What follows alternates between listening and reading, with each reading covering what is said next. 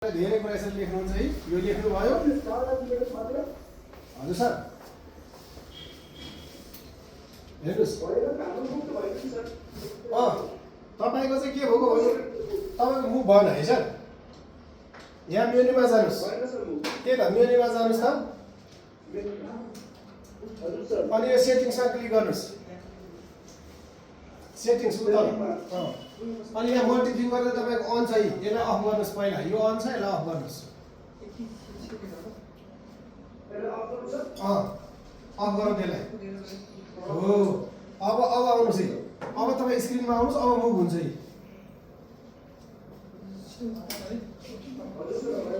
भयो है सर। अब इरेज गर्ने तरिका सिधै यसरी गर्ने सर। यसरी तपाईँले अलिक ठुलोले यसरी ढ्याक्कै गर्नुहुन्छ नि इरेज आउँछ है। अर्को चाहिँ यहाँबाट पनि इरेज गर्नु मिल्छ यहाँ यसरी ठुलो सानो गरेर है सर। यो यसो गरिराख्नु पर्दैन तपाईँको पेनमा यसरी लेख्दा लेख्दै तपाईँले चाहिँ इरेज गर्ने भने यसरी गर्ने है त्यतिकै आउँछ है इरेज यसरी आउँछ सर। यसरी लेख्दा लेख्दै यसरी राखेको बित्तिकै तपाईँको त्यो कलर ग्रिन गर्नुहोस् त सर। मेरो जस्तो ग्रिन कलर निकाल्नुहोस् त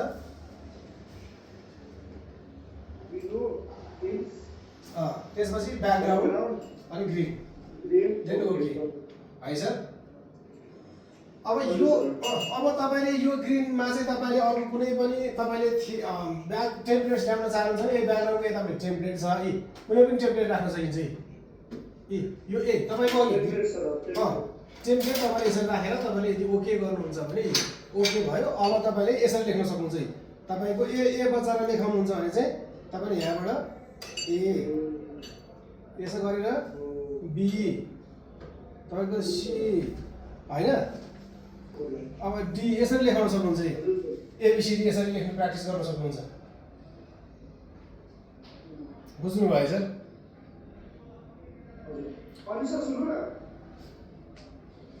यो स्क्रिनमा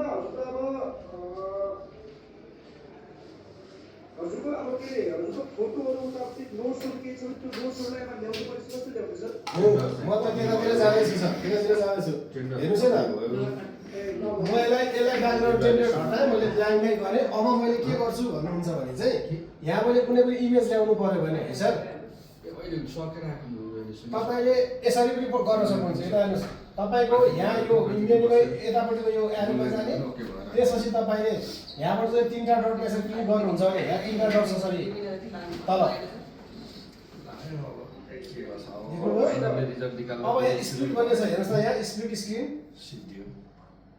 स्क्रिन हो। यसो गरिसकेपछि तपाईँको यही आदि भयो होइन सर।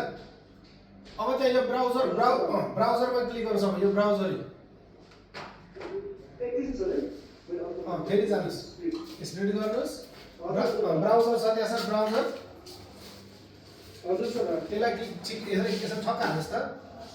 भयो है सर आयो त्यसलाई क्लोज गर्नु हजुरको यस्तो आधा भयो सर आधी भयो 50-50 भयो यता हेर्नुहोस् सर लेख्नुभयो हजुरले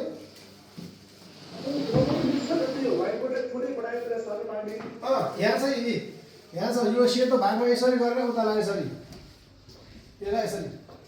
किन पर्दैन यसरी लाने सरी यो भनेको चाहिँ 40-60 हुन्छ सर 40 यो चाहिँ 40-60% चाहिँ हजुरको बोर्ड देखियो होइन सर। यो चाहिँ बोर्ड देखियो अब 40% चाहिँ ब्राउजर देखियो यो चाहिँ वेब ब्राउजर देखियो है सर। अब तपाईँले यहाँ सर्च गर्न सक्नुहुन्छ जस्तै म तपाईँले एउटा सर्च गरेर देखाउँछु जस्तै नेपालको म्याप अफ नेपाल भनेर होइन मैले म्याप अफ नेपाल भनेर सर्च गरेँ हेर्नुहोस् है यहाँ म्याप देखियो है सर। अब मैले यहाँ इमेजमा क्लिक गर्छु मलाई चाहिँ यो इमेज चाहिँ नेपालको म्याप चाहिँ यहाँ लानु पऱ्यो अनि त्यो माथि चाहिँ एनोट गरेर बच्चालाई बुझाउनु पऱ्यो भने हेर्नुहोस् है मैले यहाँ म्यापमा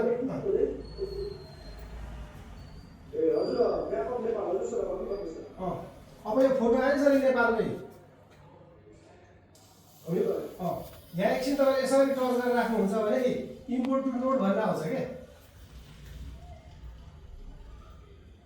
हजुरले तपाईँको डाइरेक्सन के आउँछ सर? अब हजुरले त्यहाँ गएपछि इमेजमा क्लिक गर्नुहोस् इमेजमा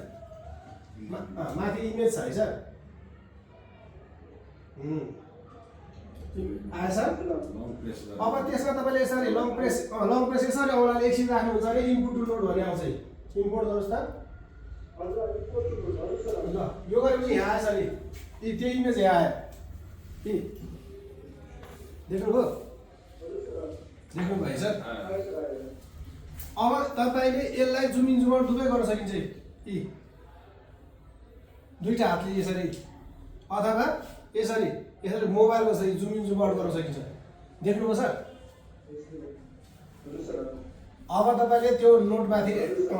अब तपाईँले इमेजमाथि लेख्नु पऱ्यो भने यहाँ पेन तल छ यी पेनमा जानु पऱ्यो अब कुन कलरले तपाईँले यो माथि लेख्नुहुन्छ भन्दा मैले यसलाई व्हाइट छ त्यो भएर ब्ल्याक चुज गरेँ अब हेर्नुहोस् यहाँ तपाईँको चाहिँ यो भनेको ए यो भनेको बी यो भनेको सी यो भनेको एक्स वाइ जेड ई लेख्न मिल्यो त्यही माथि देख्नुभयो सर अब तपाईँको यो पेज भरियो नि त होइन सर यी पेज भरियो है सर अब तपाईँले इरेज गरेर बस्ने होइन यहाँ एड पेज छ अर्को पेज पढाउँछु म अब त्यसमा चाहिँ मैले तपाईँको अर्कै मैले यहाँ एड छ यहाँ एड छ तपाईँको एड छ त्यहाँ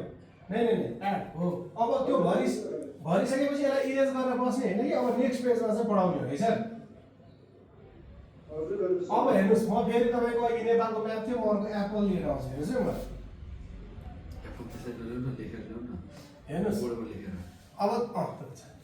अब तपाईँले यसो गर्न नि सक्नुहुन्छ म चाहिँ यो तपाईँलाई अहिले त्यो पार्टिसन गरेर इफेक्ट त्यहाँ देखाउनको लागि खोलेको हो त्यो होइन सर तपाईँले त्यो नगर्दा नि हुन्छ जस्तै यता हेर्नुहोस् यसरी पनि गर्न सकिन्छ सर जस्तै मैले तपाईँको चाहिँ एप्पल गरेर चाहिँ यसरी APPLE गरेर यसरी गरेर मैले सेलेक्ट गरेँ भने यसलाई सर्च गर्न मिल्छ सर हेर्नुहोस् त